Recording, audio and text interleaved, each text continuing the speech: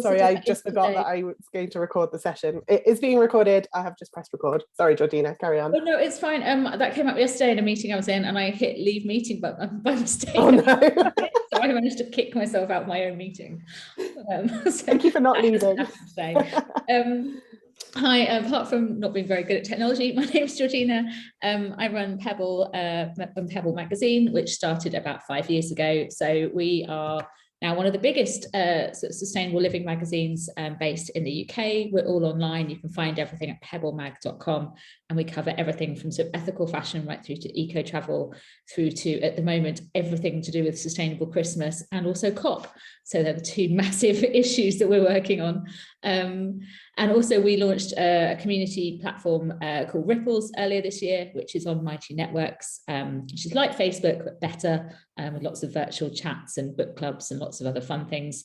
So if you're feeling more activisty and want to start making lots of changes, you can come and find us over on there. And I'm sure we'll put all the links in later, so you don't have to scrabble around for them. But yeah, that's me. Thanks, Georgina, and worth giving a shout out to your book, which is behind me. And I wrote a book. I can't reach it because I'm plugged in, but tell us very briefly about your book.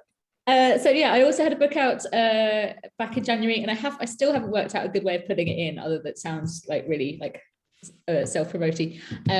But yeah, I wrote a book called Is It Really Green? And it's all about everyday eco dilemmas that you have at home. So perhaps you're trying to work out whether it's better to buy an electric car or buy a second-hand car, or whether you have arguments about whether dishwasher is better than washing up.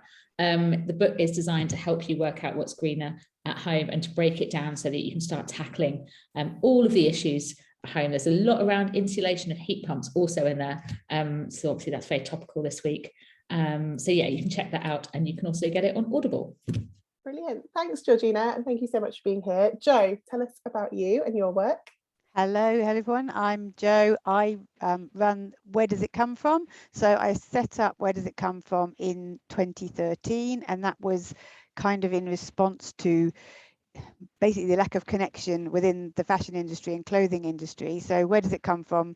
It basically works with businesses to help them create their clothing and textile products, but doing so in a much more sustainable way. And our unique thing is that we put a code on every label, and I think we were one of the first businesses to do that, so that customers or end users can basically go and scan in and find out the whole story behind products. So I mean, basically we think about clothing in terms of just buying it in a shop, but if you think of all the things it was made of, all the people that's had an impact on, then that's finding out that whole story. This last couple of years we've been very much more trying to persuade businesses that they should be sourcing their textiles in a much more sustainable way, and so we've worked with some brands like SAP and New Internationalist to basically providing corporate clothing and merchandise that comes with a story.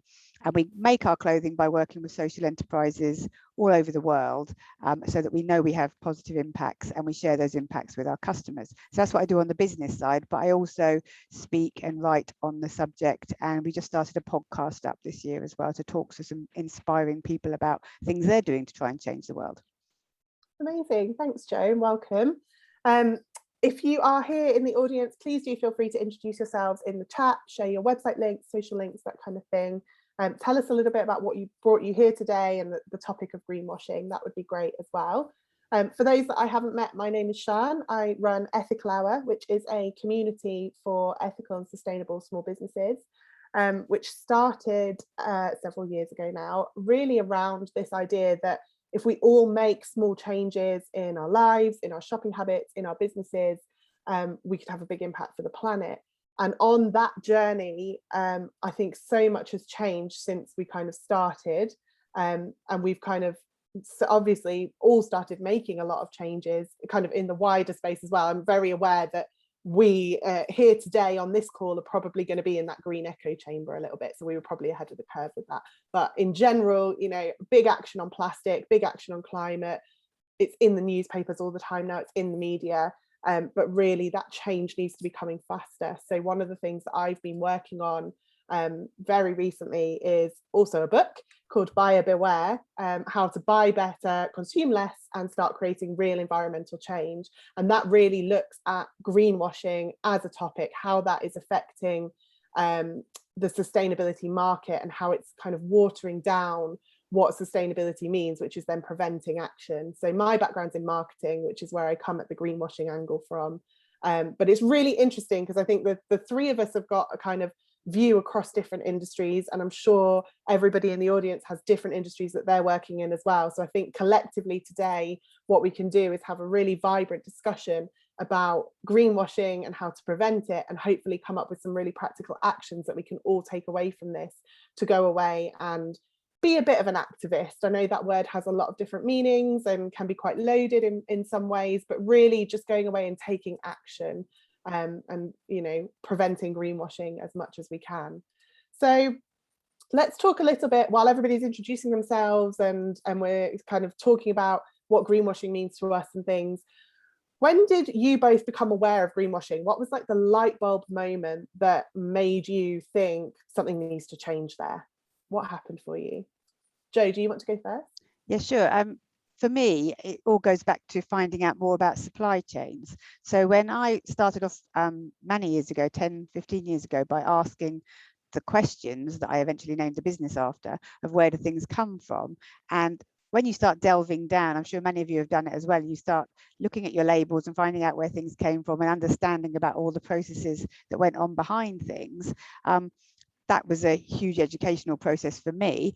But then when you look at some of the things that were being sold in shops, and I hate to brand brands, but when H&M basically launched their conscious collection, for me that was a bit of a moment, because it was like, hang on a minute, how can you have a range of clothing that you're selling alongside all your mass-produced clothing and you're calling it sustainable or ethical, or conscious was the word they use, which is fairly meaningless to begin with, but then you're claiming this sustainability for your product alongside all of these other things, but really only looking at one aspect of it. So you're saying, yay, this is great fabric, but you're making the clothes from the same fabrics. You're basically farming the things in the same way, using the same factories and garment working groups that you were already. So I suppose it just made me think, well, hang on, there's a really big picture here, and you're just concentrating on one tiny element of it and calling it ethical, and that gave me a bit of a bad taste in my mouth, to be honest. Yeah, definitely. Georgina, what about you? What was your kind of light bulb moment? I think there were quite a few, and I think sadly we've sort of tracked greenwashing across lots of different industries. Very similar to Jo in that fashion was one of them, and I remember starting to understand how things are made. And where sort of fast fashion was coming from, but also I won't name the brand, but I came into contact with a brand that says it's made in Cornwall, and actually the only thing made in Cornwall about it was the label was sewn on, and everything else was made in a Chinese factory with no regulation and really bad wages. And you start to go, well, hang on, a bit like Jo, that doesn't. I mean, this was way before I started Pebble, and this was like, hang on, that doesn't seem right that you can say those things. So it sort of started there really, and sort of starting to understand how things were being presented versus what was actually happening. And then I think as well, just for me, some of the bigger brands actually was sort of the things that are glaringly obvious, things like, you've got Coca-Cola saying that they are putting money into recycling when they're one of the biggest plastic bottle polluters. Years ago, people like BP and Shell telling you they were eco-friendly. So I think, just the big glaring ones, which are probably the same for a lot of other people. But unfortunately, I think greenwashing's kind of developed, and it's got harder to spot on one hand. And as fast as sort of real eco-innovation moves, greenwashing isn't actually far behind. So as there are the pioneering people, which probably some people here in this course are starting up the SMEs that are going to take things forward in the future. And we start to use different terminology, and then greenwashing is 5 steps behind, using that same terminology to address things that aren't up to scratch. So the poor consumer, who is probably, everyday consumer, who probably isn't aware of all this stuff, I think gets left behind a bit and gets a bit hoodwinked. And we were talking before we let everyone in about how frustrated and angry greenwashing can make you. And I think the unfairness of it, I think, started to really drive me and make make me want to start understanding it more.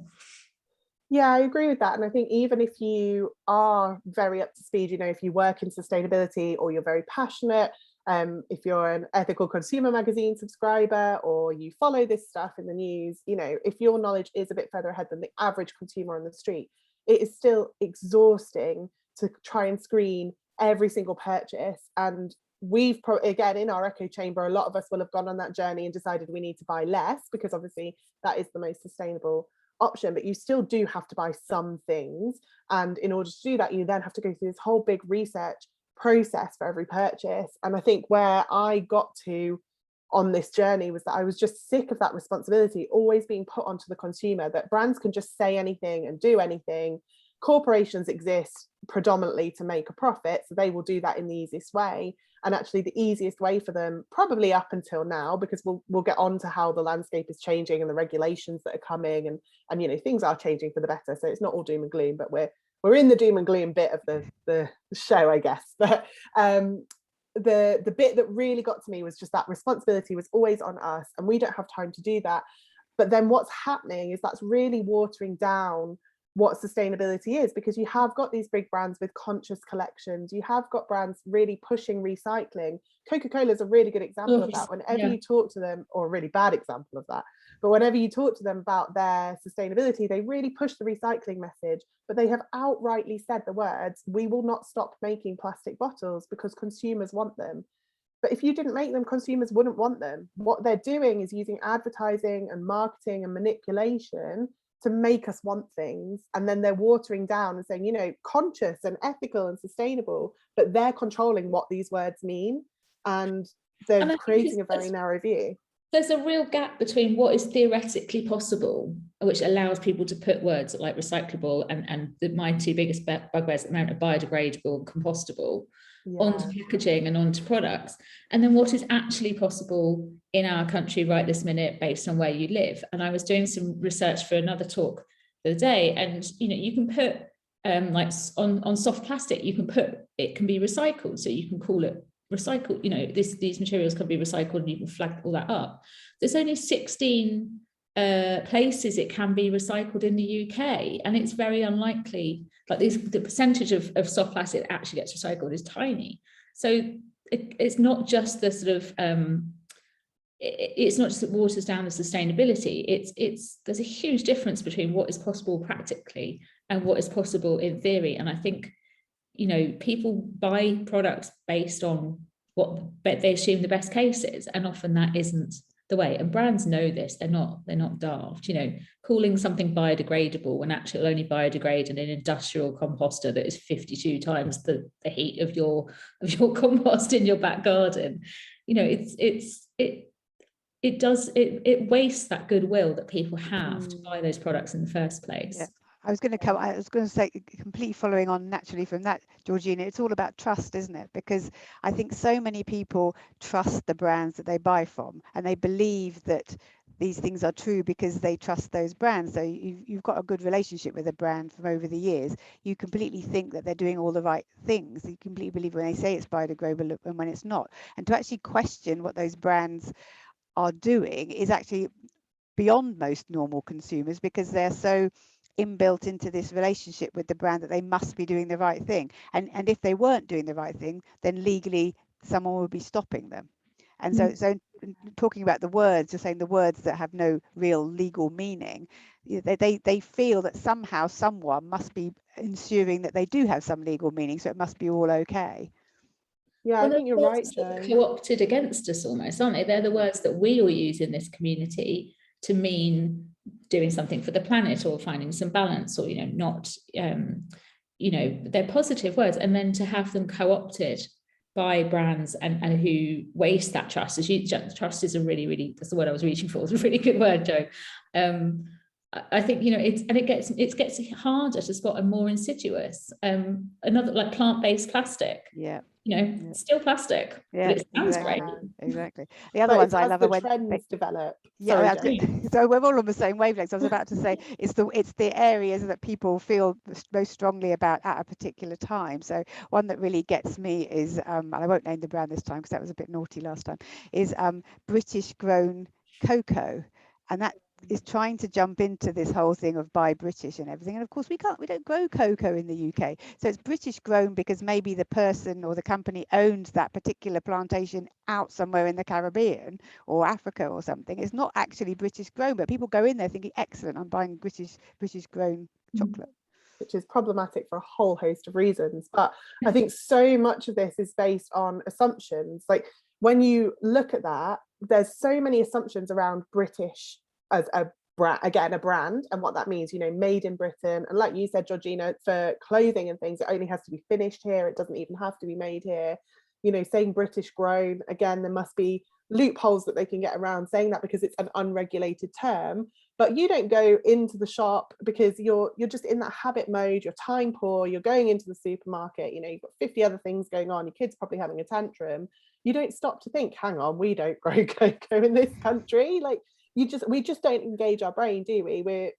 And that's the way that branding and advertising works. It speaks to us subconsciously. So when they use these buzzwords, it gets to us because we have assumptions about what those buzzwords mean. And if you look at over the last couple of years, the rise in veganism, it's become really popular, but talking about plant-based more than vegan, because there are assumptions about what vegan means, and then there's, which is more to do with the animal welfare, but because people have really jumped on it as a health trend and as a climate related issue, people are choosing to use plant-based because maybe you don't go completely vegan or you just do it for part of the week or whatever. So people have identified more with that phrase plant-based, and now we're seeing that come into plant-based plastic and so on and so forth. Or, you know, vegan leather, plant-based leather, well, that's plastic.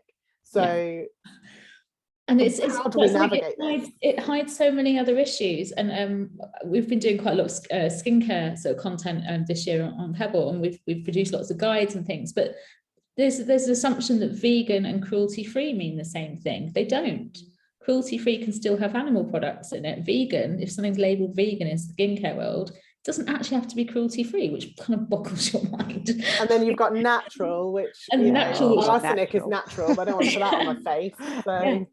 And I think people are, especially just go back a stage to your British grown cocoa thing. I think as well, you know, we do have a lot going on, and we reach for certifications and we reach for logos, and we want to put trust in like fair trade or organic and these marks that we see on products. And unfortunately, by some people not treating them with respect, all the other people that are working really hard for their organic certification or their fair trade status or their B Corp application or whatever it is, it does kind of erode that trust in consumers, because it's like, oh, what does this actually mean? Is there any point? And I think especially when money's an issue and it's going to be more of an issue in people's pockets, if you're willing to spend more money on a product, that is an enormous vote for the future. That's an enormous act of faith that you are doing, you know, you're happy that something's going to cost more for the good of the planet. And if we don't respect that, then you can sort of understand people that turn around and go, well, what's the point, or what difference does it make, or you know, it's a waste of time. And I think it does so much damage to the whole sustainability movement over and above just, you know, that individual product. Yeah, absolutely. And definitely. I can see so many people in the chat saying that they're really fed up of this as well. And I think just that general feeling of being fed up and how do I navigate this is, you know, if we are probably, this echo chamber here are probably some of the most proactive consumers on this stuff, and we're feeling that. How are the average consumers on the street feeling?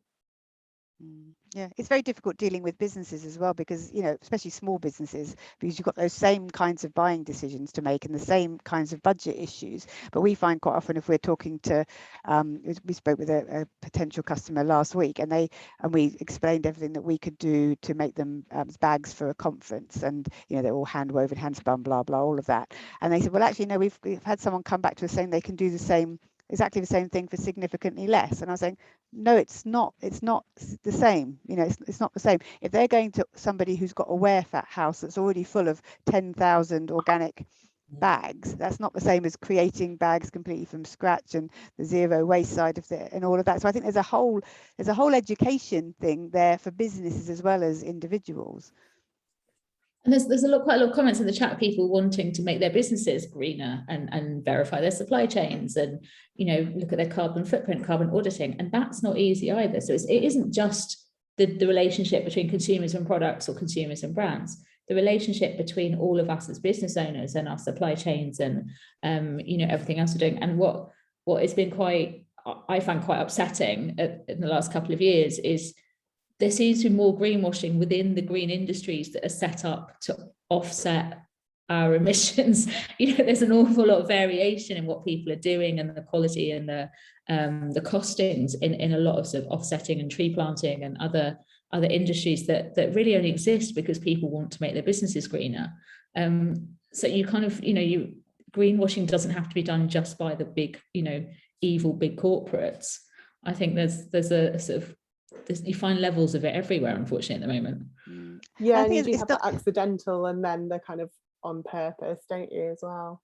I think it's not completely clear. So, for example, just as you were saying, Georgina, people talk about tree planting, and then someone else will come back and say, well, actually, no, that's not the best way. That's not what you should be doing. And then people get confused because there's so many conflicting messages on what they should actually be focusing on. It'd be good to have some leadership to say, no, these are the best ways. These are the things that you should be doing.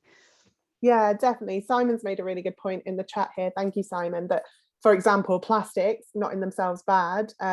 If they're used with food packaging, they massively, the benefits in terms of reducing food waste massively outweigh the carbon footprint of the plastics. But the problem with the plastic packaging is there's no end of life solution. So it will just be around for thousands of years. So again, that's not necessarily something that just one business, one corporation is going to fix. There's a whole systemic problem here. And actually a lot of the themes that we're already talking about, around trust, around there being no standard definition for things, there being very little agreement in the way that things are done. Even measuring your carbon footprint, you could use 3 different carbon footprint calculators and probably get 3 different results because the methodology varies and there's no kind of set agreement. And actually, I think this is where things like regulation and legislation start to come in, and we actually need that systemic change, which this is the good news. This is the happy part that is starting to happen, isn't it? So we're getting the new, in the UK, we're getting new guidelines around greenwashing in advertising and things. So let's talk a little bit about the systemic side of stuff, and then we know kind of the lay of the land that we're working in, and then what we can do is start to swap some ideas for what we as individuals can do within that system. So let's talk about what's changing. What changes have you both noticed in your industries, in your work? I know we've all been on talks in the last couple of weeks about these new regulations that are coming in. So let's just dive into that a little bit. Okay, so the CMA are introducing guidance on the 1st of January, or have issued guidance that becomes law on the 1st of January to try and stop greenwashing. And actually, the guidance they're issuing is really in depth, really broad, really far reaching, and is going to have to change how every brand and service talks about their sustainability and their supply chains and their products and everything. And they've built it down to 6 points in the Green Claims Code. And it's basically talking about how every claim that you make has to be backed up with evidence. And it's not just the kind of the final product or the final thing that you're selling, it's that supply chain as well. So you've got to be responsible for products up and down your supply chain, as well as the final product. And I think what's really interesting is they are suggesting that on packaging, if you've got a product, or on your website, if you've got a service, that you have to link back to all the evidence for every single claim you're making. So it's no longer okay to say this is a recycled product if actually what you mean is there's only 10% of recycled material that goes into that product. You have to specify that, split it all out and give evidence. So we're going to see a massive rise, I think, in people not getting it right to begin with. Design's going to have to change. The way that our websites are going to set up and product packaging is going to have to change, I think, with a lot more QR codes and things like that. So you can understand this.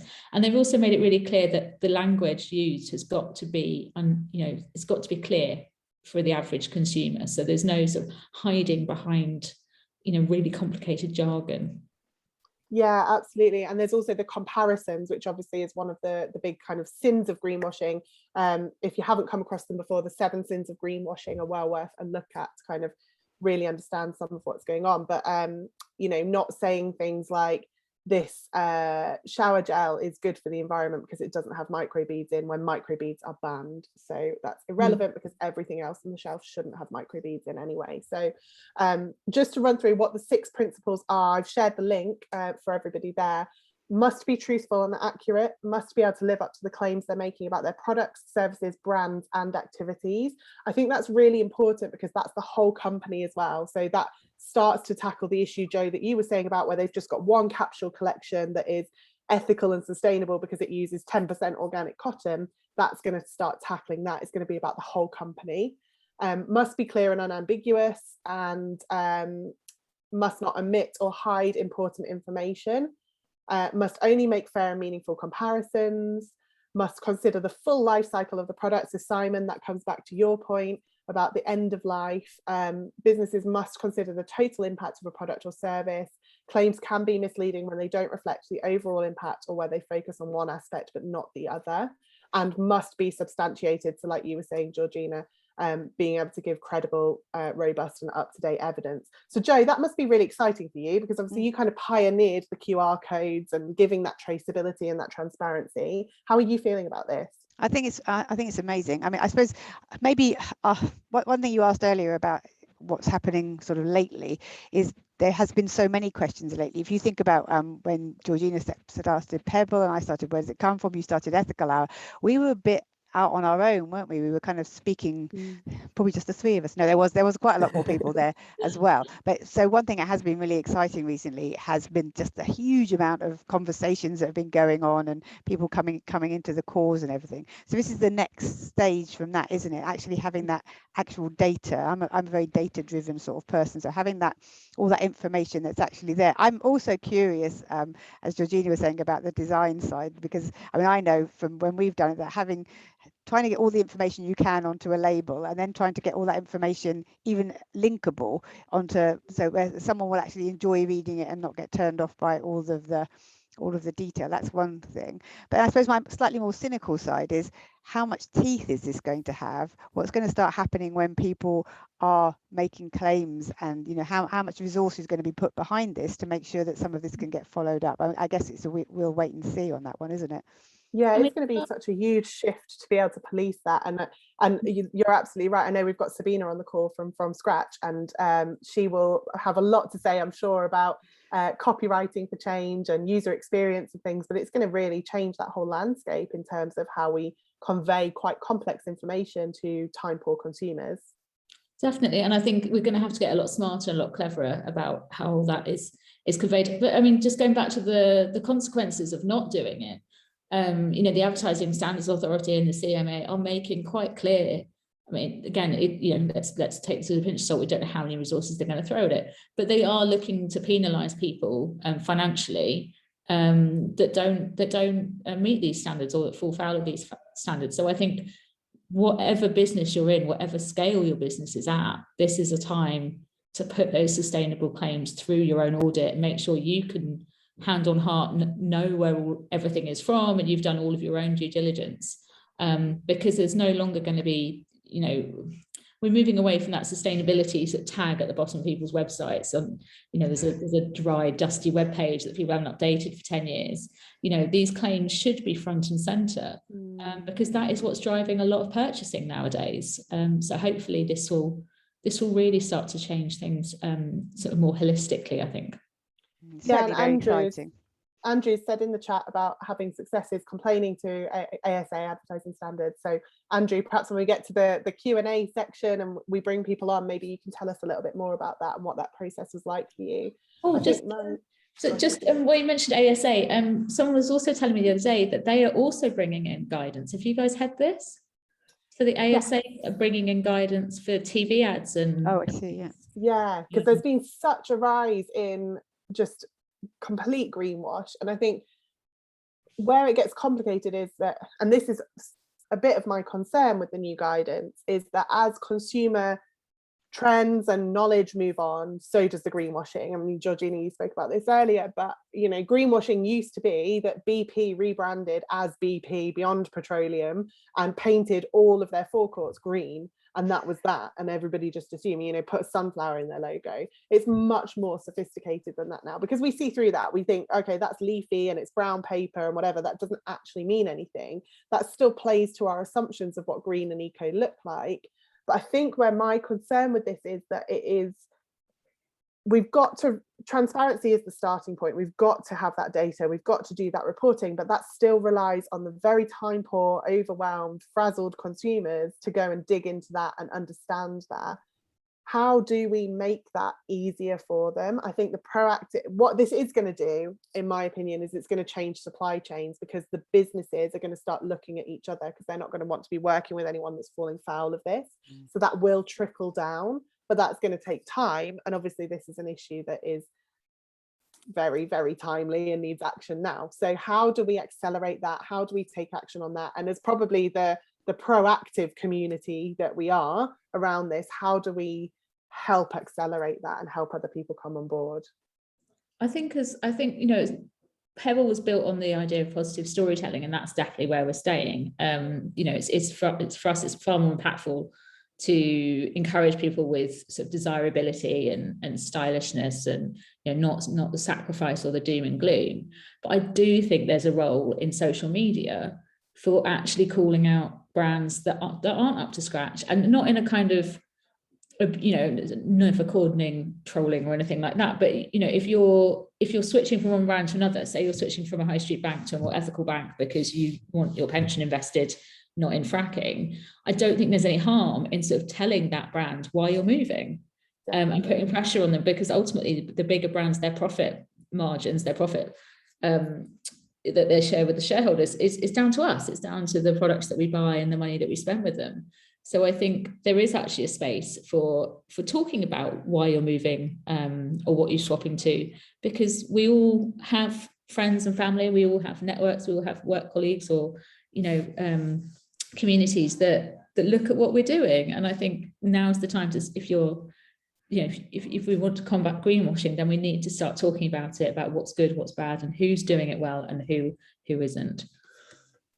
I think as well, a lot of most probably purchasing decisions are made emotionally, aren't they? We kind of fall in love with something. I mean, there are a few things you need to buy, but you might choose one thing over another based on emotion. And greenwashing really has built on marketing's psychology twist of getting people to buy on emotion as well. So I think there's an element of beating them at their own game. I would like to think that we use emotion against that. And just what Georgina's talking about with storytelling, we're very much around the storytelling as well, in where does it come from. So rather than just saying, you know, this much CO2 less than that person's CO2, that you kind of want to build an image and build that emotional connection up, so that people understand that they're buying something that has in this community meant that so many more children could go to school, or these women have now got a livelihood, whereas before they were not able to work in their community. You know, so those kind of things, building that emotional connection. But I also don't think you just want it to be about what you're doing for other people. I think it's got to also be for something that you're getting for yourself. And I think that there's a huge emotional kick out of having peace of mind, being happier, and then the healthier things as well around, you know, nature, clean air, you know, healthier living, all of those kind of things. So I would be trying to build emotional messages in. Yeah, and I think you're all right about sort of the positive storytelling, because the climate narrative has traditionally been very doom and gloom, and, you know, denial and then doom and gloom.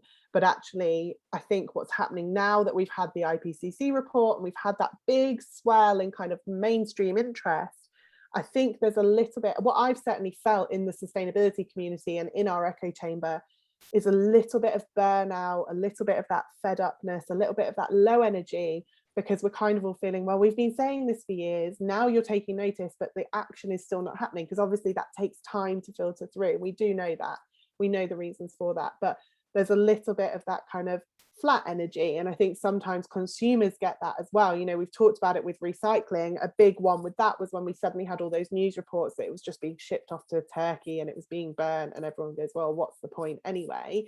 And I think it's, you know, how do we stop this being just another piece of information on packaging that people don't really look at? You know, I think we've seen one that we always come back to, we talk a lot about in our Twitter chats on Ethical Hour, is the idea of maybe having the traffic light system like we've got for nutritional information, but for maybe carbon footprint or something. Again, problems with how do we quantify it, how do we measure it, and so on, but that you can access that information at a glance. But really, when you're bringing it back to emotion, you know, when you're feeling like you want a treat and you go and buy a bit of chocolate, you don't look at that, you know it's bad for you, but you're going to eat it anyway. So how do we combat that fatigue, that low energy, that information overwhelm? And I think you're right that it is sharing these positive stories, but what I'm kind of sensing and seeing is that a lot of people are just kind of switching off. It's almost similar to COVID in a way. You know, we've all just got to the point where it's a little bit of like, okay, we just don't talk about it anymore.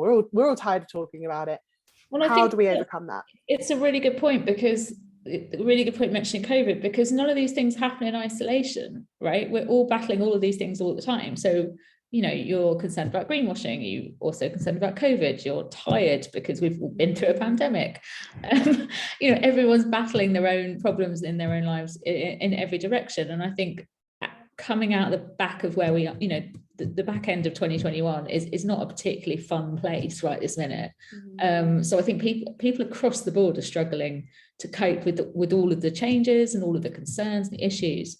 So I'm not saying let's go back to positive storytelling, but I think there is, you know, making things more fun, making them easy, but it's also going back to that age-old debate, isn't it, of what is responsibility of the consumer to look at all the packaging and to understand and everything, and what is the responsibility of the brand to get it right in the first place and not try and hoodwink us, because individually as consumers, we're not going around greenwashing each other. Also the responsibility people are also the responsibility of the law, I think, because, you know, I think consumers feel powerless, and I think we've all felt powerless through the pandemic. You know, we've had to put our trust in leadership to try and tell us what we should be doing, and I suppose there's an element of that still. You know, it's that, but going back to that trust thing as well, I think a lot of people feel very, very powerless, but we do need our leadership globally, not just in the UK, but globally, to step up and say, this is right and this is wrong. These things are not allowed. I mean, and these new standards are going to be a step towards that, but hopefully it can go a lot further beyond that, take some of the responsibility off individuals. Well, I think as well, it does help when we all get together behind one campaign. I mean, look at Walkers a few years ago. Everyone suddenly realized the crisp packets weren't recyclable and were posting them back to Walkers. So there was like sort of post box full of old crisp packets and things. And it did make them put a recycling policy in pretty quickly. I don't know how effective it's been or how widespread it's been, but when you start to get lots of us acting on the same thing and shouting about it, it definitely feels like there is some action being taken. You can start to see the cause and effect much more clearly. But I think it's knowing which direction, you know, all 68 million of us in the UK head in, when there are so many issues to be tackled at the same time. And I think this is part of the problem more widely with climate issues, and even with COP. I mean, COP's focusing a lot of people and it's gaining a lot of interest, but it's also so widespread over so many issues that it's hard to pin down on any, you know, it's hard to pin down into one direction that everyone should be moving. So yeah, I think, you know, greenwashing, I think if we could all get behind this new green claims code and actually start to understand it ourselves and act on it when it's not being done properly, it might be a bit of a rallying cry in the new year. It would be great. I think it's potentially a really good tool to empower people to ask the right questions. And I always encourage people with social media to go and ask the brands, because if you are asking the brand, well, what do you mean by ethical? What do you mean by sustainable? What do you mean by natural? The person at the other end of that, the customer service person, the social media manager, the brand owner, if they're a small business, you know, whoever that is, they are being paid for their time to do that research, but you are not as the consumer. You're time poor, you're not getting paid to do that. It takes you a couple of minutes to tweet them and ask them, and then they need to go away and do that information gathering and come back and report back to you. This code, if they are following it, will make that easier for them, because they will have up-to-date web pages that they can send you, that you can read, and you can get into that conversation, but actually push that responsibility back to them.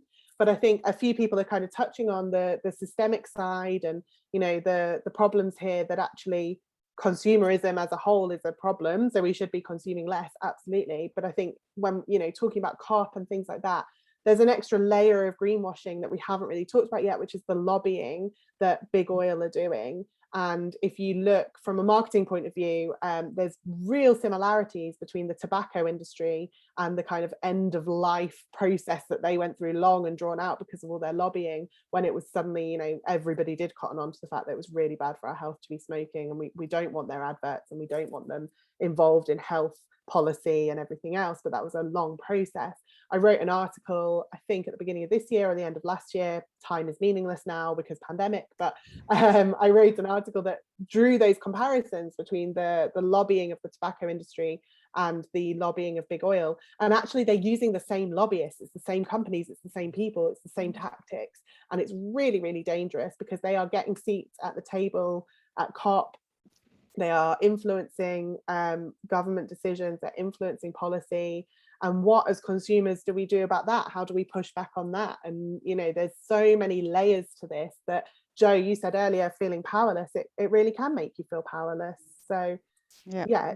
Going back to COP, though, as you mentioned, I think it was only in the news today or yesterday, wasn't there? The amount of lobbying that's going on behind the scenes at COP to get around that table. And you've got the sponsors, the 10 sponsors of COP, which, you know, we know that there's a fair amount of greenwashing going on there. There's greenwashing from our leaderships, talking about all the green things that they're doing that they're basically not doing. And then we've got people, nations, trying to get the UN to water down policy, water down statements about what we need for the environment. You know, Australia, I think it was Saudi Arabia, trying to basically say, no, we need to keep relying on fossil fuels, when we all know that we really mustn't be doing that. Yeah, I mean, I've been getting quite cross about heat pumps, to be honest, this week. I mean, this could just be an hour of things I've got cross about over the last 5 years.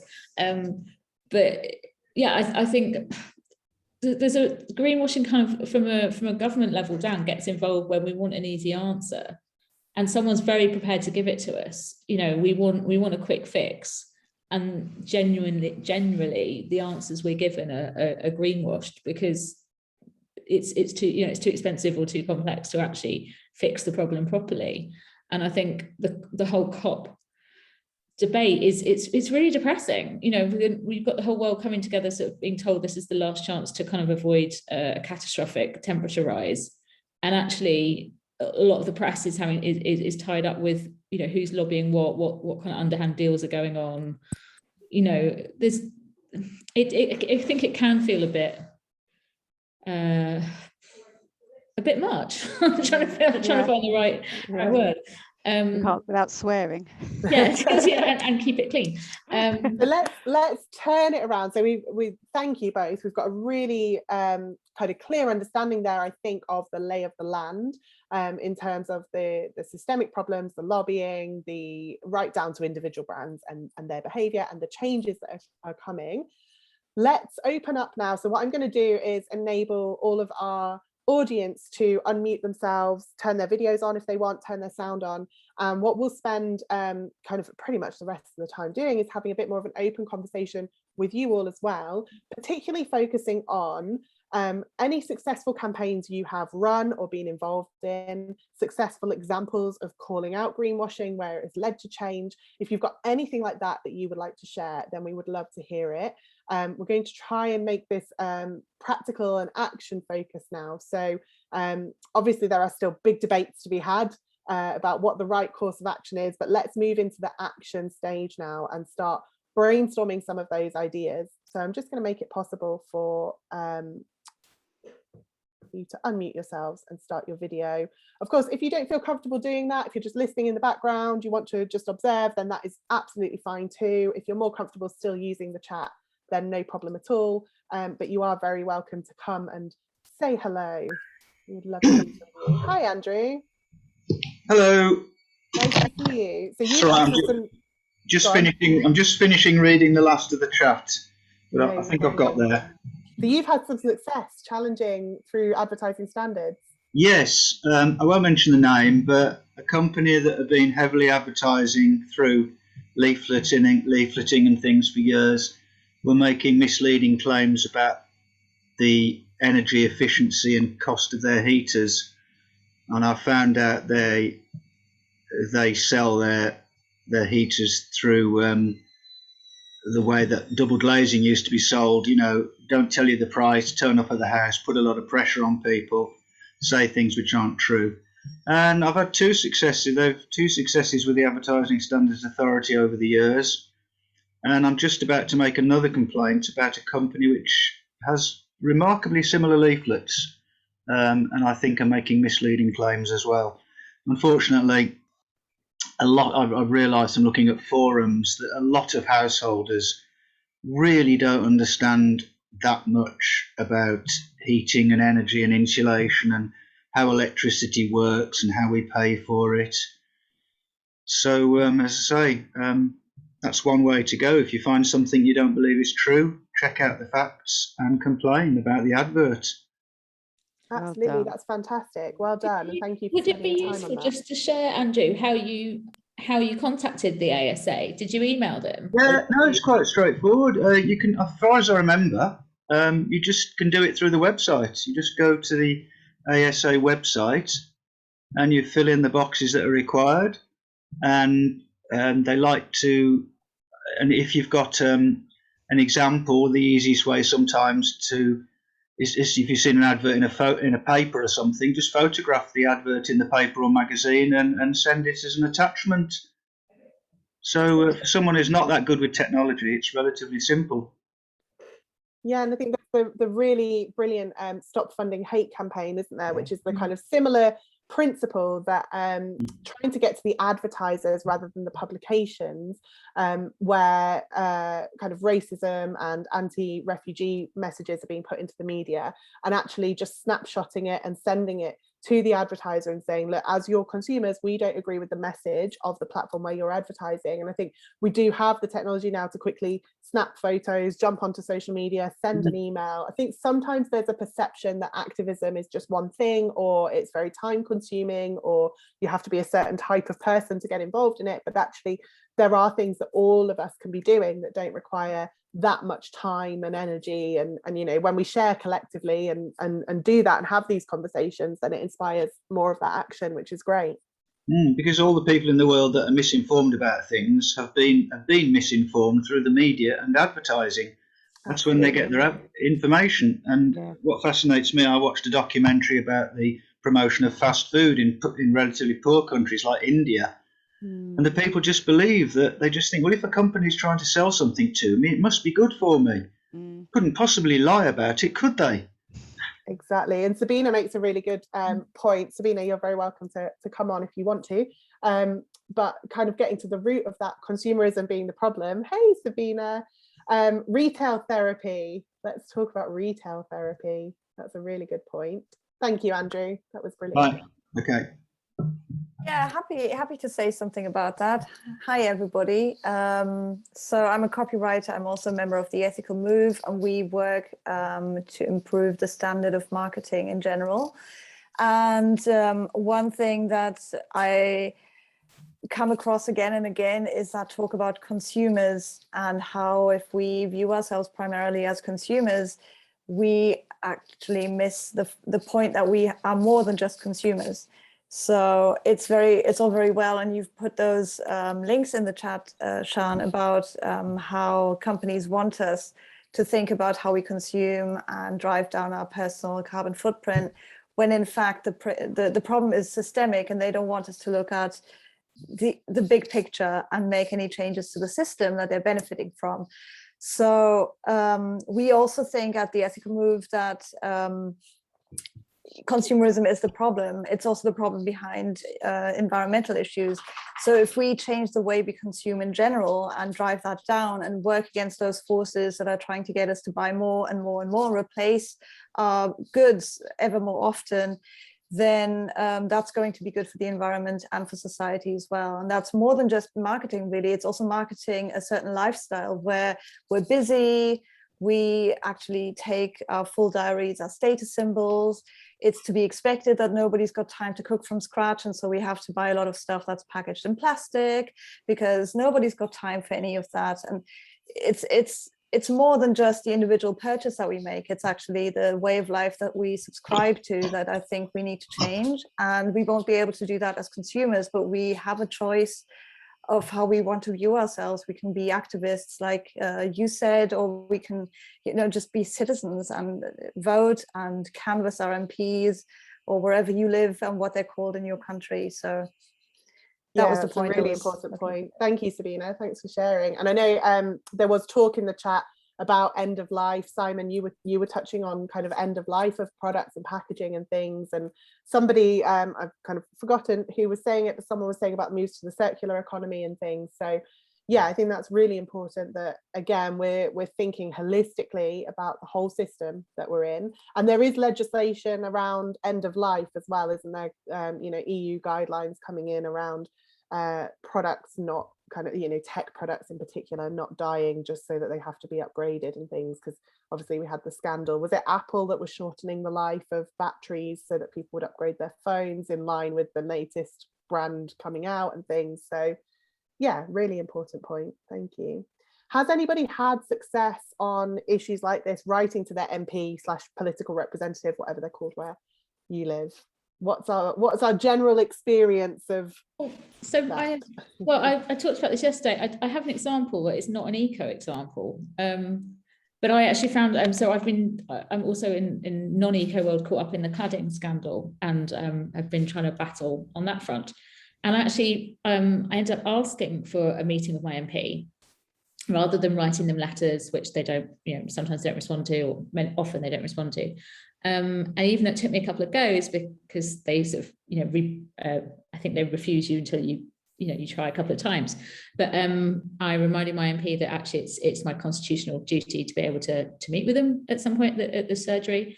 And actually that was the best thing, being able to sit down with someone for 20 minutes, not be angry and go in all kind of like guns blazing, but sit down and kind of go through the issues. I felt like it had so much more impact than writing letters or, emails or social tweets and everything. And I think especially when it aligns with issues that are coming up. So obviously out the back of COP, and the government's just published their net zero strategy. There's going to be so much that MPs need to achieve for their localities, or want to show that they're achieving and can tick off before the next election, that actually if we sort of start booking out their diaries and starting to talk to them about all these different issues and things we want to see, I actually think it's a really good way of positive action.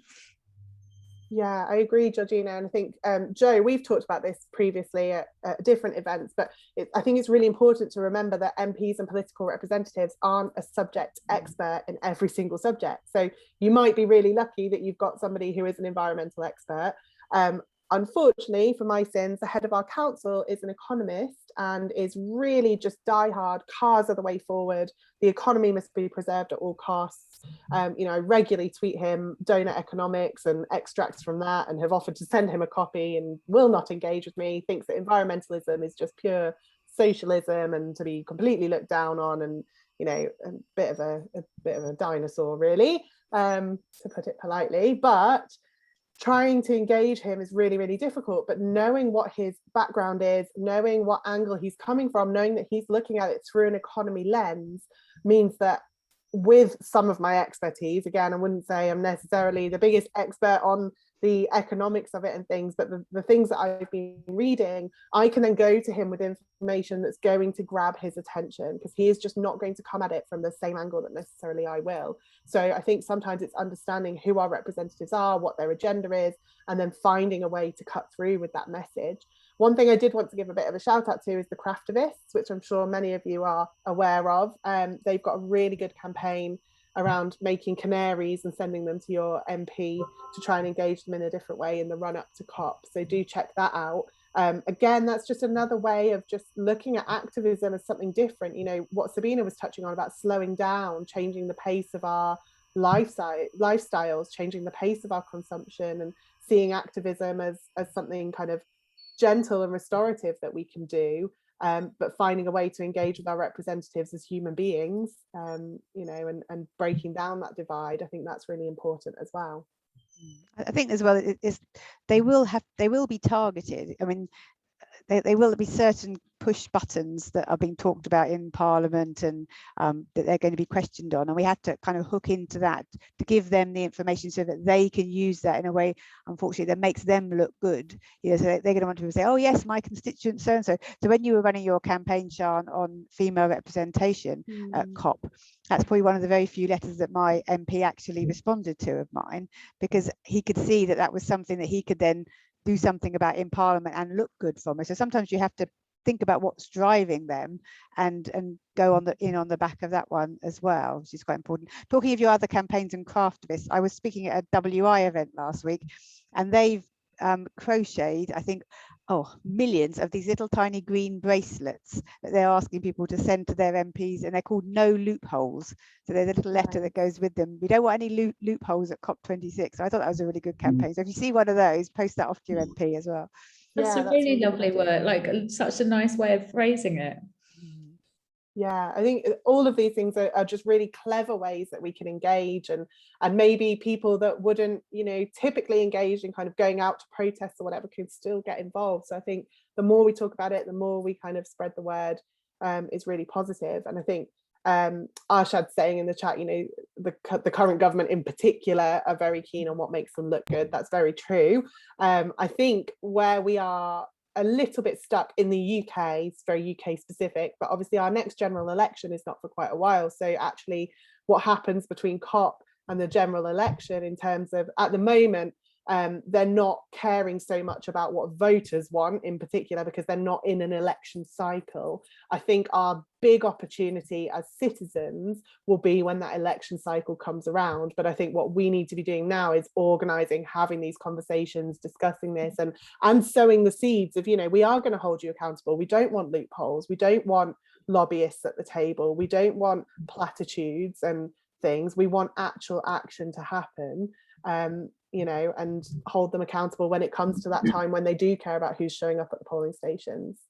I think as well, something that everybody can do, and it isn't, you know, confrontation or anything, is just making sure you are aware of what all the difference of current greenwashing is kind of going on, what COP really means, what the policies that are going to come out of it, what they are, what the government's net zero strategy is, because it will start to give you that framework of how you can start to make different decisions and start to judge how they're doing, or how brands are greenwashing or not greenwashing. And, you know, just sitting and spending some time, giving us, you know, allowing ourselves that time to sit and read and research and go through everything calmly, you know, with a clear head, and, you know, start to get a grip on the detail, which so often we don't want to look at, and we kind of, you know, even in our heads, kind of stick in a drawer and never look at.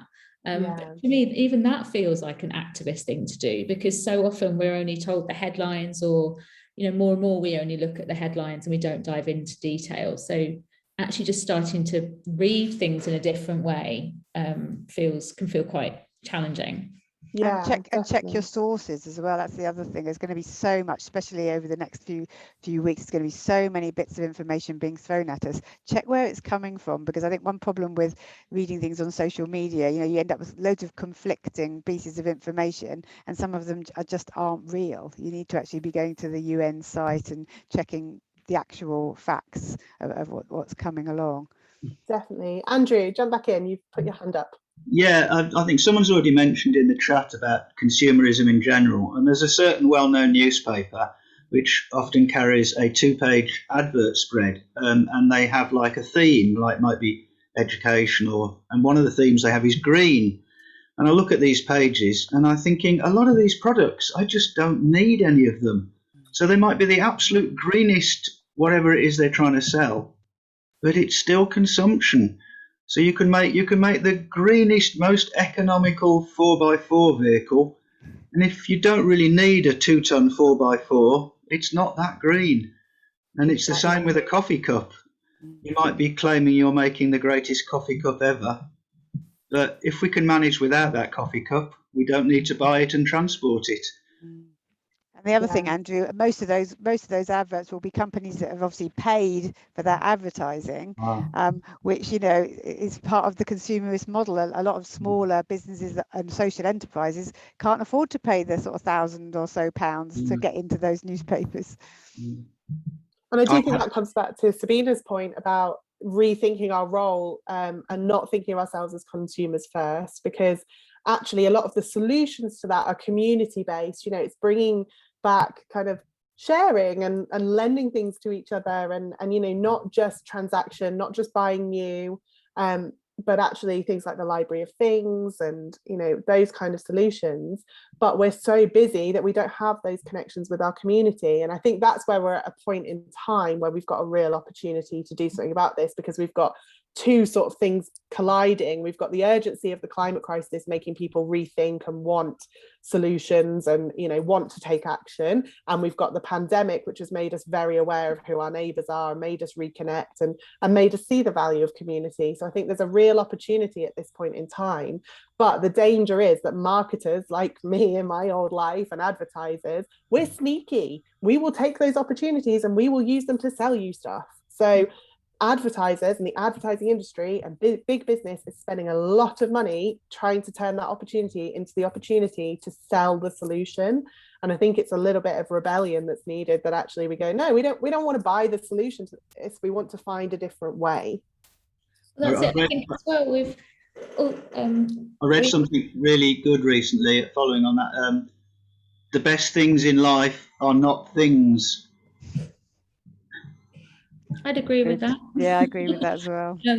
I was just gonna say, like, we've, you know, for decades our decision matrices have been price and convenience. You know, the cheapest thing has been we've been told is the best, and the most convenient is the best.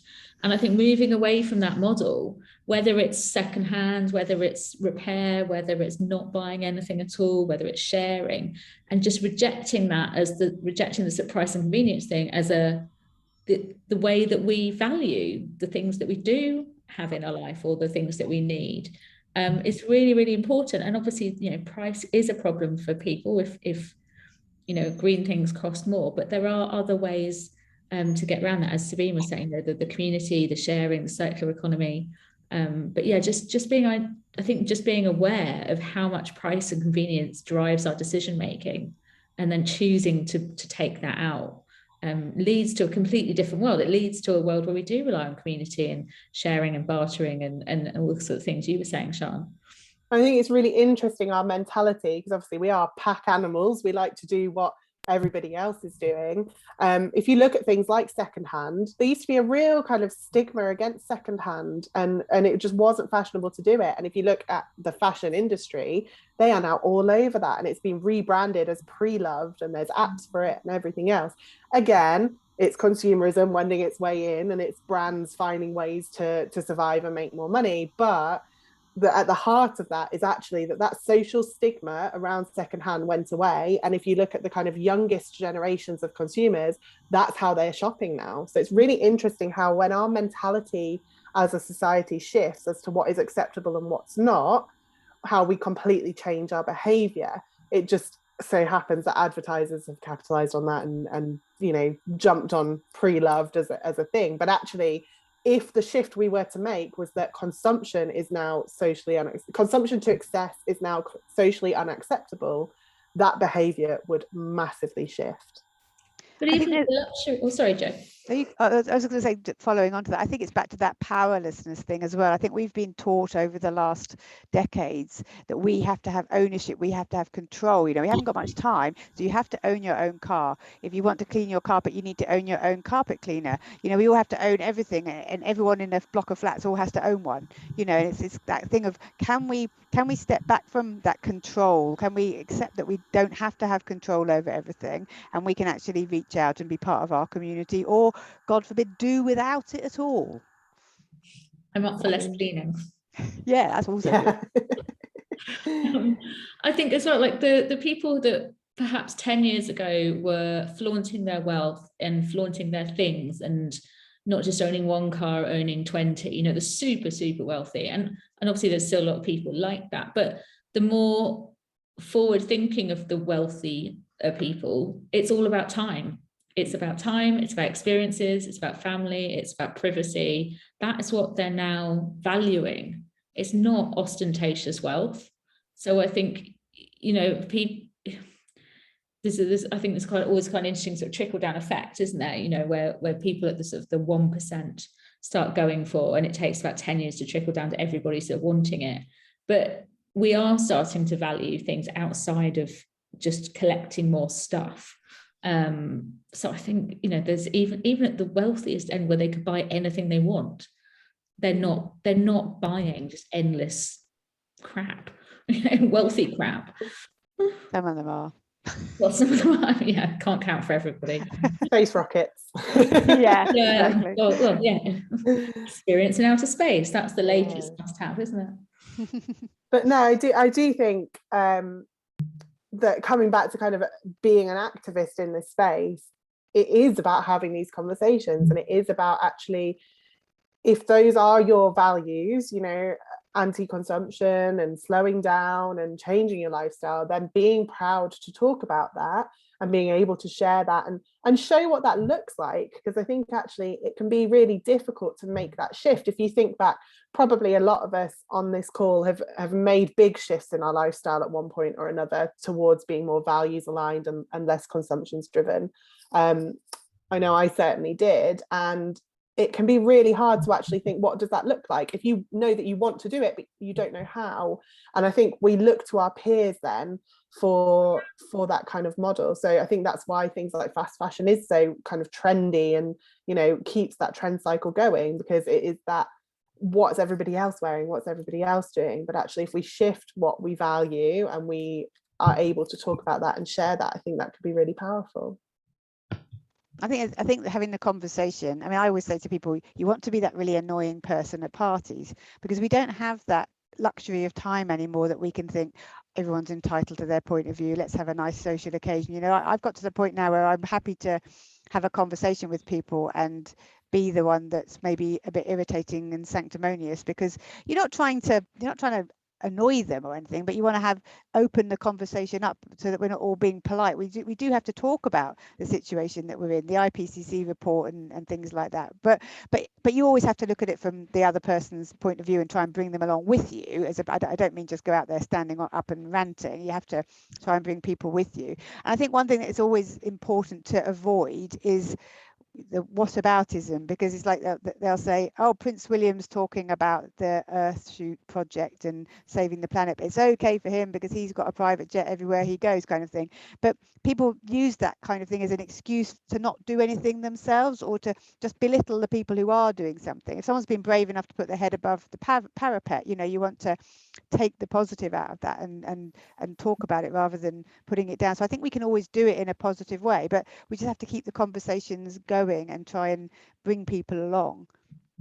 I think that's a really important narrative as well, because politically that plays out. If you look at the messages the government put out about our progress, they're trying to position us as world leaders by using, you know, data that just isn't entirely accurate, and they're trying to say, well, we're world leaders in climate. So if you do write to your MP, you tend to get a template-based response. If you get anything, you get a template-based response that says, well, here's all the things we're doing really well. What about other countries? What about China? There's no point us talking about this until China does something.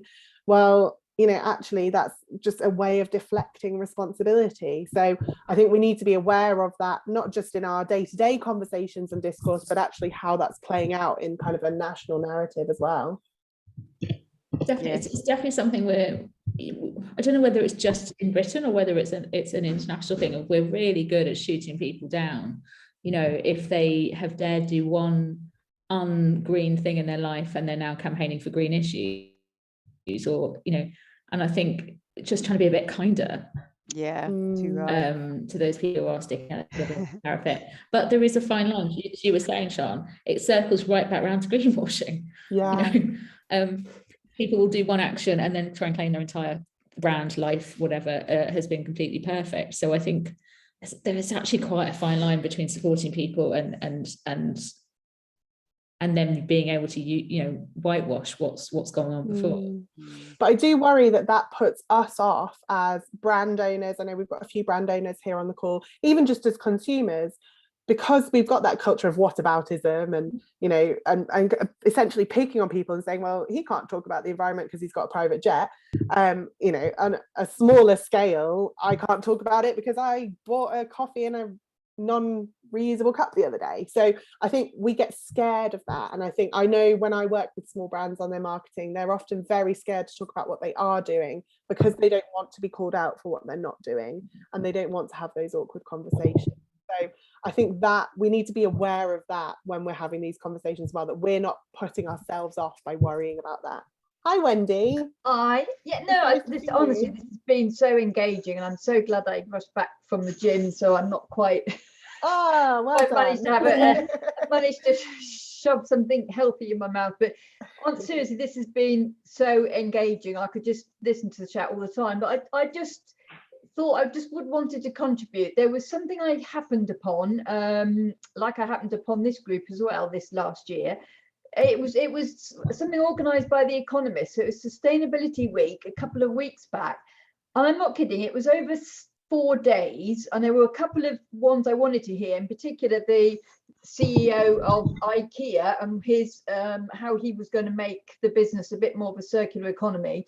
But it was really interesting. There was the president of Norway speaking, and the thing I got was that the message from most of these speakers were, we have to do this joined up as a world.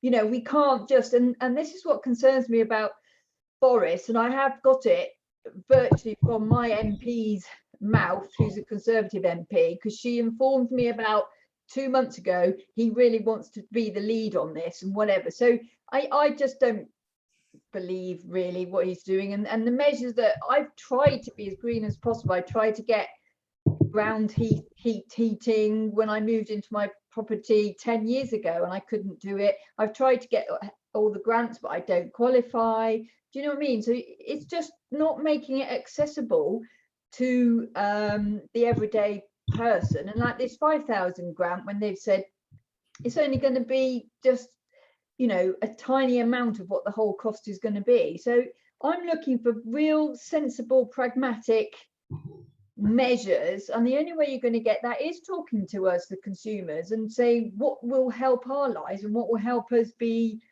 more green. But yeah, no, but it's, my point was really just, I've been really pleased to hear that so many other countries, because I wanted to listen to this event, even though it was over 4 days, just to get that feel of what are other countries thinking and talking. But there were speakers from Chile. It was amazing. So the message was that they all recognise it needs to be more joined up, and I hope that is the message that we can give across, that we, you know, nobody's going to be a winner in this. We all have to participate together and all make sure we're all able to do the best that we can. Yeah, absolutely. Thank you for sharing, Wendy. That's really such a good summary. And I think, again, in terms of that shift, it is moving away from that ego driven, we want to be the leader, and actually moving to the collective. But I think the way that we as individuals, citizens, consumers, etc., the way that we can help facilitate that is to continue to challenge, continue to have these conversations, and continue to push these conversations out of our echo chamber. And I think the way that we do that is when we see things like the grants. If you don't qualify, it's really disheartening, and then you think, oh, okay, I kind of give up on that. But write to your representative and tell them that you don't qualify and explain why. Keep pushing this agenda, keep giving them that information, because again, Boris isn't an expert in climate. He flew to Cornwall, like, you know, he just doesn't get it. So, and same with most of our MPs. So we need to keep feeding that information through, keep holding them accountable. And what we will collectively do, that can feel massive, that can feel really overwhelming, but if we're all doing it, we will get there. If we keep pushing that information through, we will then create a set of new social norms that when it comes to the next election, we can hold them accountable against, because they will, when it gets to that election cycle, they will be thinking, what do the voters care about? So particularly if you are of an age, a gender, etc., in one of the demographics that has high turnout. Because unfortunately, if you're in a demographic that has low turnout, it's harder to get your opinions valued and cared about by political representatives. But if you are in a demographic that has high turnout at the polls, then please do actively engage in writing to your representatives, because they will want to listen to you when we get into that cycle.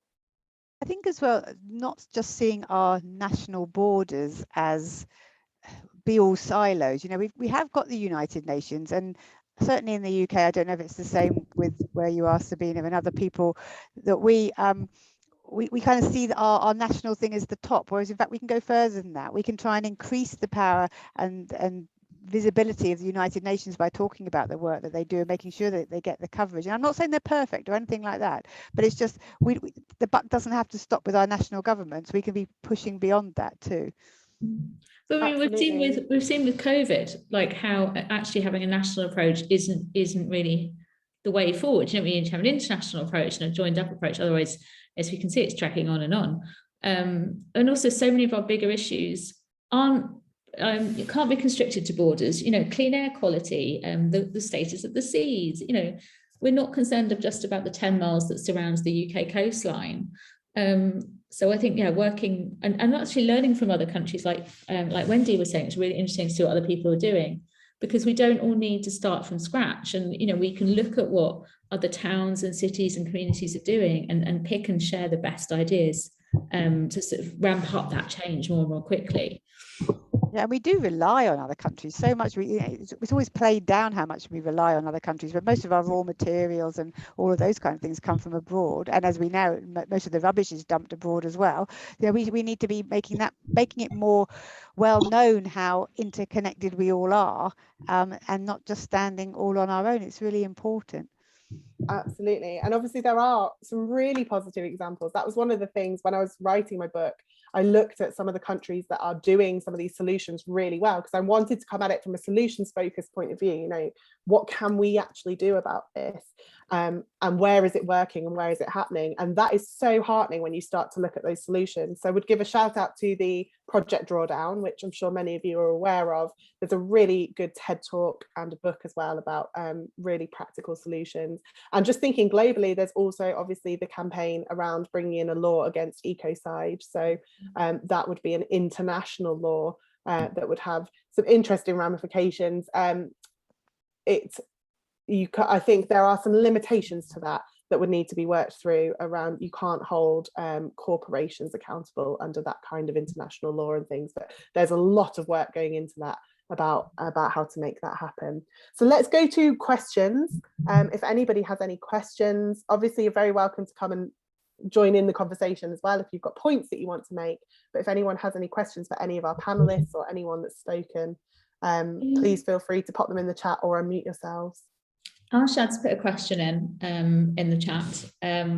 What's the best way to amplify this so the people who still believe in the concept of Britannia rules the waves also sit up and listen and ask their reps to act on this? And I think that is a kind of, you know, how do we bridge that gap? And we've become quite a polarized nation over the last few years. How do we bridge that divide, reach across the divide and bring people with you? It's a difficult one, isn't it, guys? Because it's so emotive that we need to leave emotions behind, really, don't we? Yeah.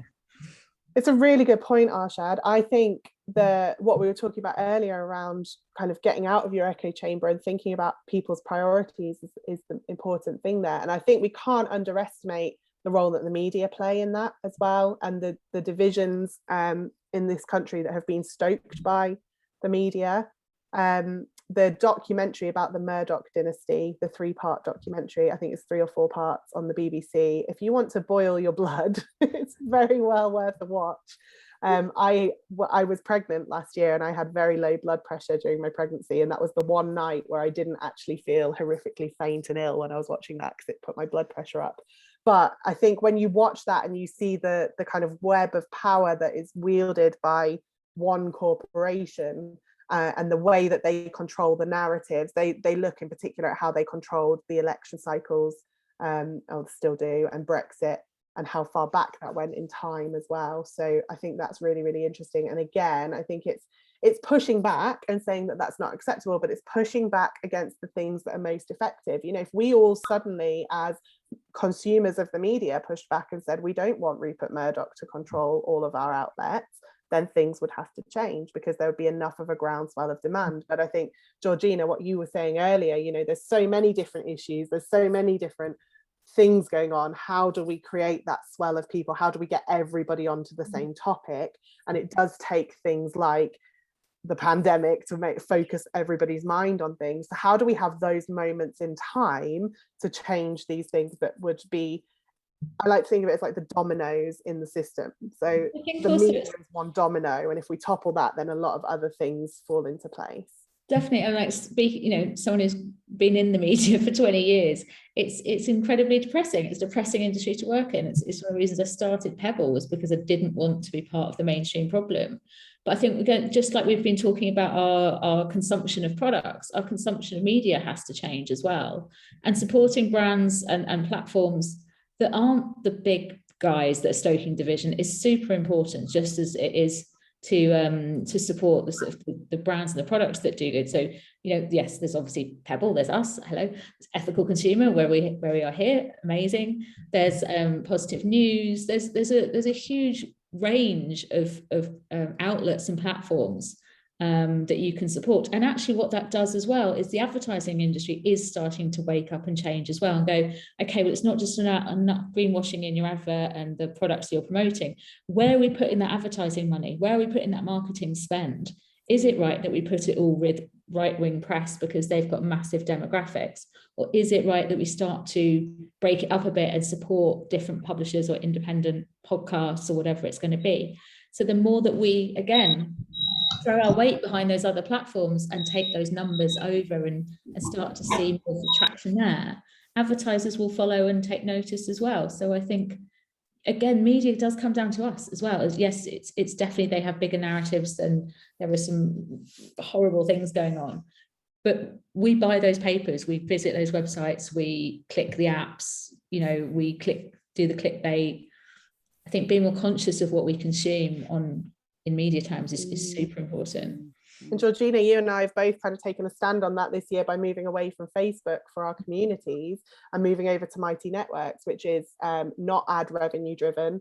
So there's no ads in the newsfeed. It's not a kind of controlling algorithm that creates these echo chambers where you see all the same content and things. So and that was really interesting. I know we had a lot of conversations together when we were deciding about making those moves and just kind of supporting each other. And my real fear was, well, you know, Facebook has such a monopoly in that space. If I'm taking a stand against it and moving away from it, I'm such a small fish in a big pond. Not that it's not going to make a difference, but actually, is it going to have a negative impact on my brand that outweighs the positive impact of me moving away from it, in terms of, is it going to be harder to get members, harder to get engagement, you know, all the things that I need for my business to still exist? That was a real fear. And I know personally, and I'm sure you can share some insights as well, and I know your experience is similar to mine, it has been nothing but beneficial. You know, the engagement is up, people love the new space.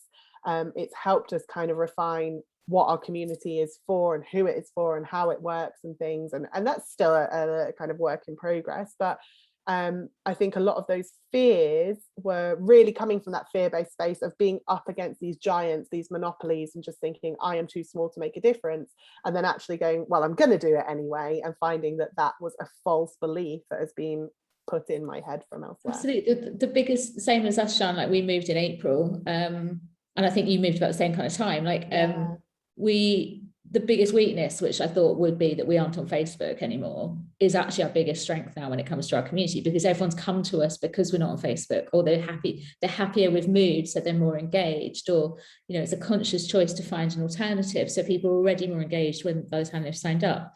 And I think nowadays we're lucky to be in a world where there are ethical alternatives for everything, from your bank to your social media platform to your clothing to your energy. And they're out there and they need our support, and we need to make those industries as big and as mainstream as, you know, the traditional legacy ones. And we can all do that by moving across or supporting them or talking about them or recommending them. So I think there is, you know, we talk a lot about shifts. The word shift has come up a lot today in the conversation, and we can all be part of those shifts, and that can feel quite activisty. Yeah, I think it's inspiring as well. I mean, as someone who's a customer, or whatever you want to call it, in both of your communities, I think it's inspiring because it shows that you're doing more than just talking the talk. You're actually walking the walk. And I think for a lot of people, probably both of your key you know, audience, but that's really important because it inspires them that they can do it as well. an interesting kind of side effect as well. One of the things that, again, I got very into researching when I was writing the book was how these platforms are designed and gamified and thought about to keep us addicted to it, which again is to keep us addicted to being on there, to see adverts, to buy stuff. The impact on my mental health when I came off of Facebook, I hardly ever go on Facebook anymore. I am really seriously considering just completely deleting it because it does my head in when I do go on it. And the impact that had on my mental health when I stopped using that platform was massive. It was so positive. And I was out of that lack of thinking that my business has to be on here and it has to be active and I have to be posting 3 times a day and, you know, all of that stuff. But it actually helped me get better boundaries around when I work on my business and when I spend time with my family. I can't claim that is entirely down to shifting platform because I did have a baby and that will reframe a lot of your priorities as well. But I can definitely see a positive correlation there between less time on social media, spending less money and feeling generally better within myself and my mental health. So yes, big advocate for getting rid of social media, which is not what most marketers say. Oh, I don't know. I mean, in the chat, everyone seems to be very either anti-Facebook or coming off Facebook, which is a really amazing thing. It's like an addiction, isn't it? You sort of got to go a bit cold turkey.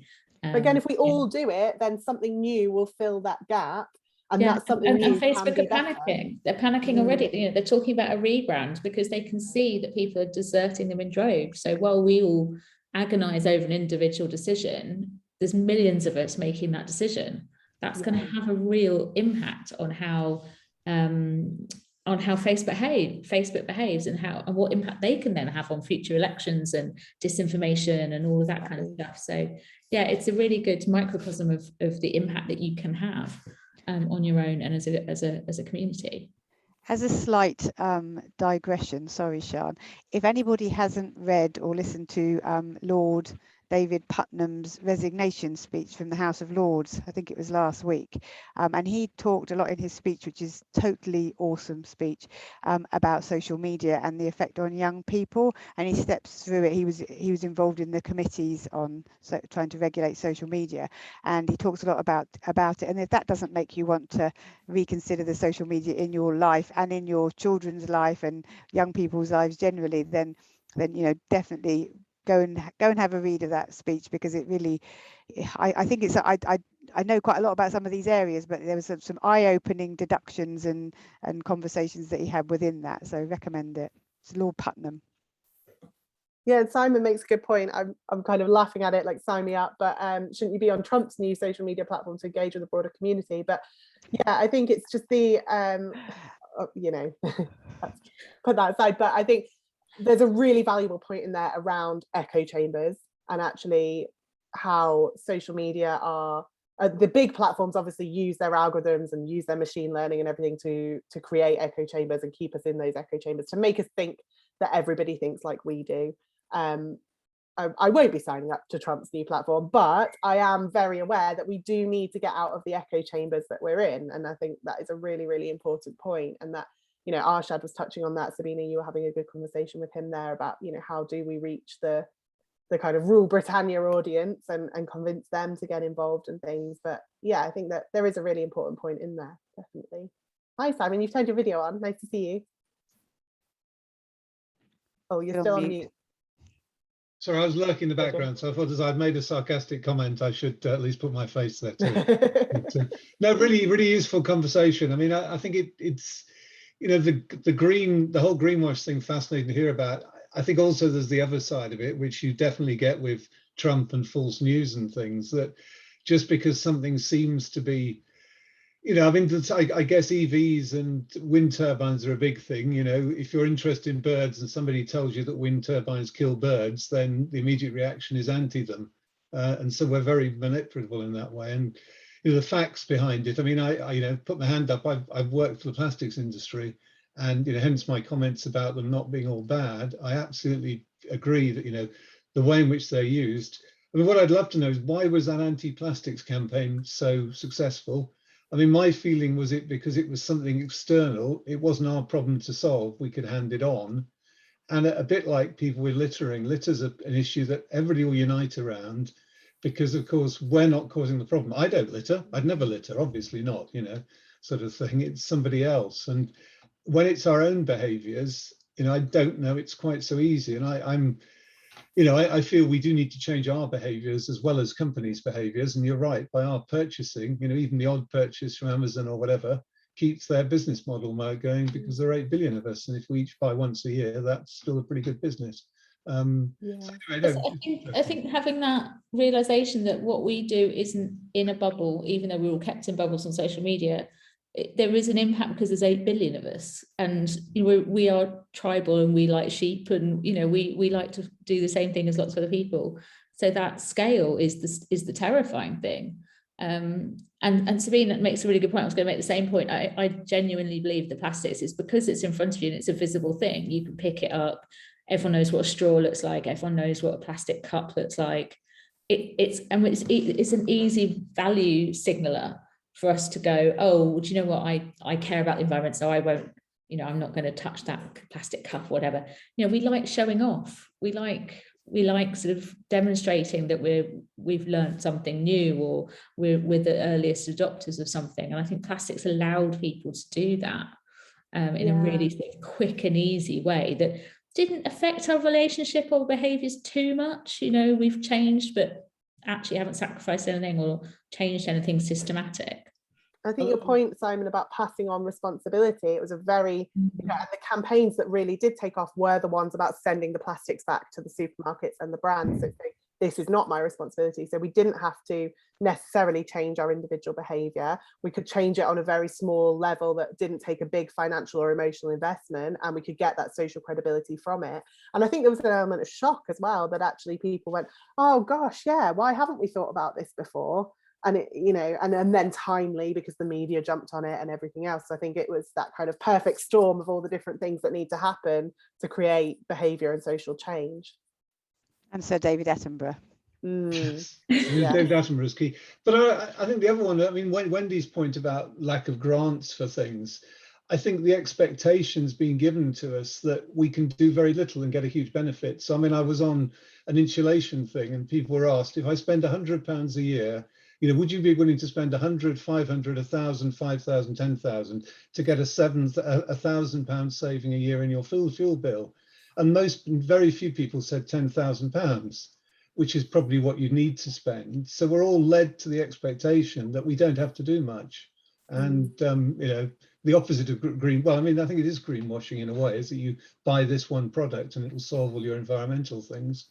But equally, governments sort of green hoodwinking in a way, I feel on occasions, but I think everyone wants an easy sell, don't they? The government want to give us an easy answer so that we don't question things too much. And then lots of busy people who don't really want to get into the nitty gritty want to do something good, but they want to do one action that's, you know, it's like taking one pill that solves everything. You know, it's just, unfortunately, doesn't work like that. No one person has the one solution to climate change. No, we want it to be easy, don't we? None of us wants to change, and the people are fairly resistant to change. And that's one of the things with, again, back to Boris and COP26, he's kind of saying everything's going to be solved with technology, folks. Don't worry. You know, you don't have to change anything. You can still drive cars, but they'll all be electric. There's nothing about changing our life, reducing what we do, you know, in general. And the technology thing's a really good point, Joe, because when we talk about that, we're often relying on technology that doesn't exist yet, and it's kind of deflecting it a bit further, you know, kick the can up the road a little bit more, saying, oh, don't worry, we will come up with the technology, and then it will fix everything, so it's okay. And you know, it's the same thing that's been happening in the climate conversation for so long. It's just that now the timeline has got so much shorter. It's not 50 years, you know, it's not 100 years, it's 10 years and less, that we're going, okay, actually we do need to do something about it in our lifetime, we do need to do something. And then the answer is just, okay, well, we'll come up with some technology like next year or something. But if there's no accountability to that, and you know, there are existing solutions we should be implementing, in my opinion. I think there was something interesting Sabina was saying earlier on the chat about conservatism, because, you know, this resistance to change thing that we have, and we know there's going to be massive change required for, or we know there's going to be massive change for saving the planet. If we can frame things in a way that it is conserving our way of life, it is conserving our health or something, rather than it being these big nasty changes that we have to do. going back to how things were in the Second World War is always a favourite one with people, isn't it? You know, we had rationing then. We saved all our string and our paper bags. You know. Yeah, and I think that does really switch people off. Like Arshad's just saying about the Teflon issue. If anybody's seen Dark Waters, absolutely fantastic film that digs into the big scandal with that. But the fact that it is in all of our bodies basically, and it, you know, is having an impact. Same with plastic. You know, they found now that it's in the placenta for babies and things, isn't it? So really shocking. But I think when you get to that level, I know personally, I watched Dark Waters. I loved it as a film. I went and told everybody to watch it. And then I completely switched off from that issue because, oh, that's really, really scary. And I don't know how to do anything about that. And I really want to move to not having any chemicals in the house and all of that kind of thing to protect my baby. But that feels like such a daunting, overwhelming thing that I just switch off from it and carry on doing what I'm normally doing. So I think it's finding ways of framing the message, framing the changes, framing everything so that it's not this big doom and gloom terrifying thing that I just don't have time to deal with and the world is going to end, you know, a bit of Chicken Little with the sky is just falling. But it's almost like we need, I mean, we do this in the community and on Pebble, like we have monthly topics, and I'm sure you do, Sean, as well, like where we try and harness everyone's action around one issue. So like this month, we you know, what is it in plastics that we can change and all help each other and find solutions together?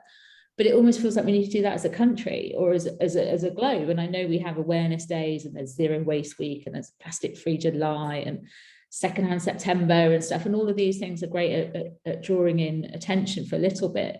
But it does feel like we need to come up with maybe like a national checklist of things that everybody has got to tackle.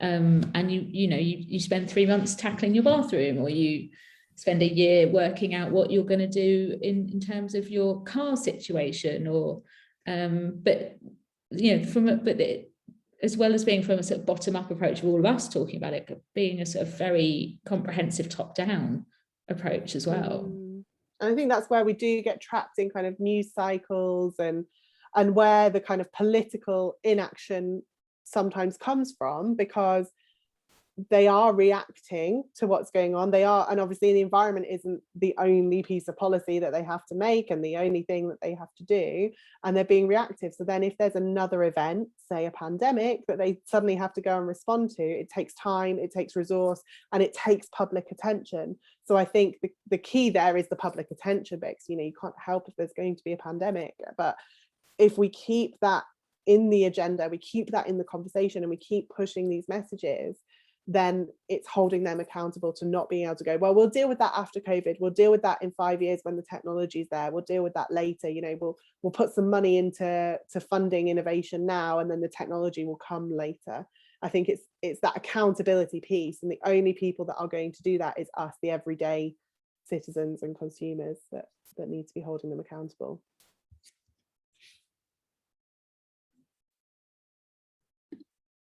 So a few people are starting to drop off. That's absolutely fine. I think we're kind of coming to a bit of a natural end in our conversation anyway. Maybe it would be helpful if we just have a couple of minutes of swapping some actions that we can go away and do, and some things that we want, you know, practical tips that we can take away, one action piece. If anyone has one that's kind of come to them, they've had a little light bulb moment, then please do share in the chat or come on and share. Jo, Georgina, what are you thinking? What's kind of the takeaways? Well, one open thing. Funny, if I had a get together in London last weekend with some of my university buddies, and at the end they said, "Oh, we'll have to do the next one in Spain." And I said, okay, well, I'm going to get the train. You know, if we're going to do that, I'm going to get the train. And they were like, oh, Jo, what are you like? All that nonsense. But then they started saying things like, well, yeah, because we could go to Barcelona on the train. And it was just opening that conversation. It just made me think, rather than having the finger pointed at me for being some lefty loony kind of thing, it did actually open the conversation up quite well. So I suppose I'd encourage people, don't keep it inside. Do actually talk about these things and make it part of the normal conversation. Definitely. Just before I dive into my main one, Sean, I felt totally the same as you with Dark Waters. And as we've been chatting, I'm like trying to look at my kitchen going, I think there's still Teflon pans in my kitchen.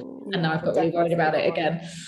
Sorry to spark that anxiety, but as Arsha put it, I was like, oh yeah, we've still got a Teflon pan, that needs to go.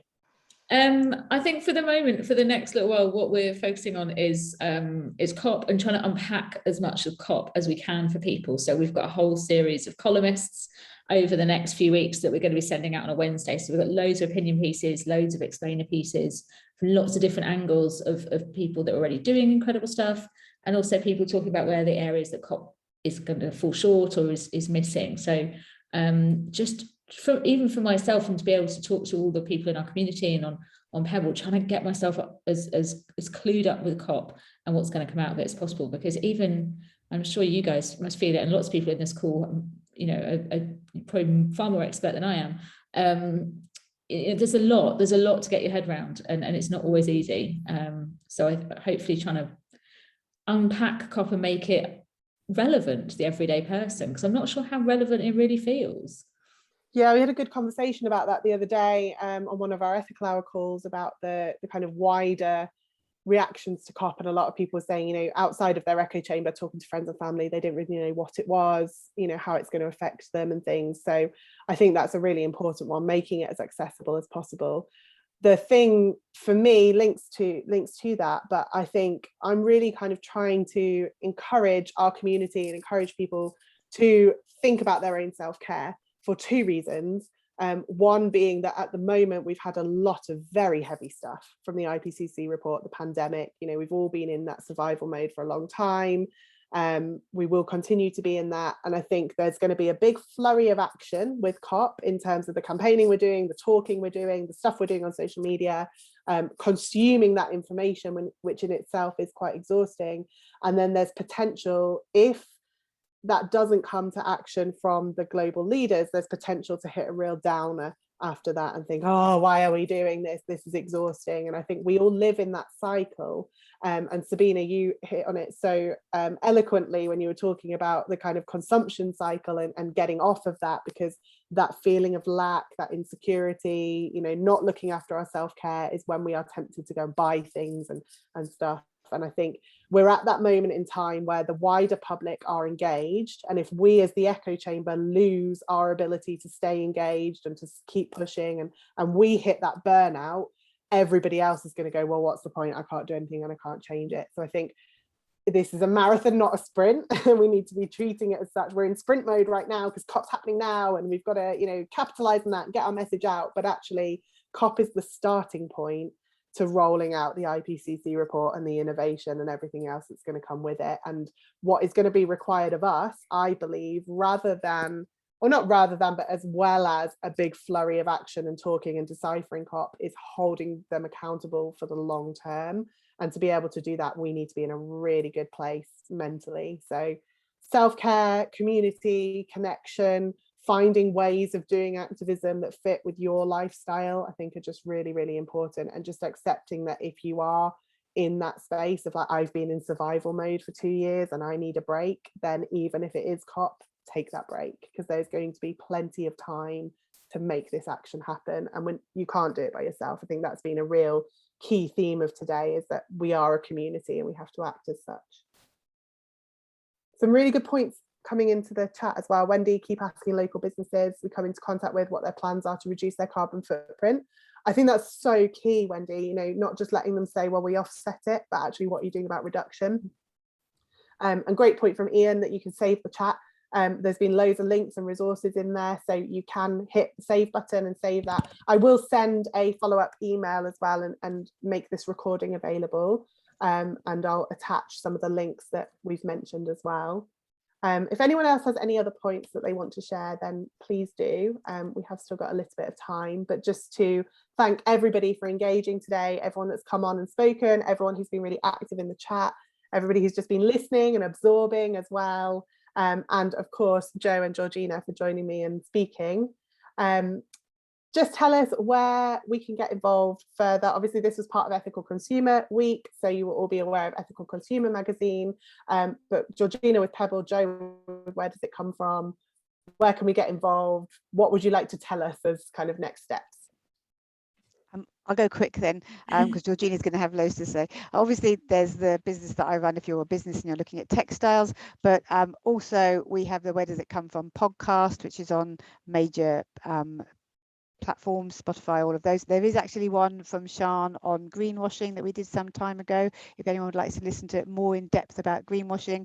We've also covered a number of subjects: electric vehicles, web hosting and websites, all sorts of different things on there. So do, if you fancy a sit down and a listen to discussion, and I must get Georgina on there.